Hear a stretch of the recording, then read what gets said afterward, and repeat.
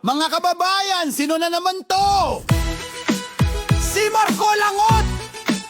Ang hari ng pangako! Pero hangin lang ang abot mo! Sabi ni Marco Langot, libre tu kay Meralco Vilño. Discount sa kuryente, tubig, gasolina kapag siya ay nanalo. Pero nung nanalo, abay biglang tahimik. Ang wallet ko parang Bombay, lagi na lang umik. Sabi mo tulong pero pahirap, pera ko'y parang sumingaw sa hangin. Kalbong pangako, Marco Langot, nasa na ang tuko ko, boycott. Hey, hangin lang ang ibinulsa mo, hey, selfie pa sa radyo. Kalbong pangako, Marco Langot, kapit lang daw pero lahat nahulog. Sabi mo tulong pero pahirap, pera ko'y parang sumingaw sa hangin. Laging nakasimangot sa harap ng kamera, mukha ay laging galit.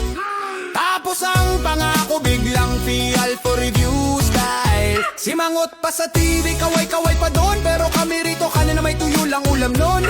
Yo, Marco Langot mukhang seryoso, pero sa pitaka ko, zero pa rin to. Sabi mo 2K pero nauwi sa wala. Pangako mong kalbo, pati wallet ko kalbo na din.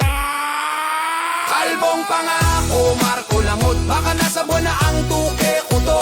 Hey, sige na, ibalik mo na please, bago pa ako maguto sa Sarapi Tulfo in action, peace. Kalbong pangako, Marco Langot, puro ingay sa Senado at post na paikot-ikot. Hangin ng tulong, lakas ng tripod. Pangako mo'y viral pero wala pa rin script.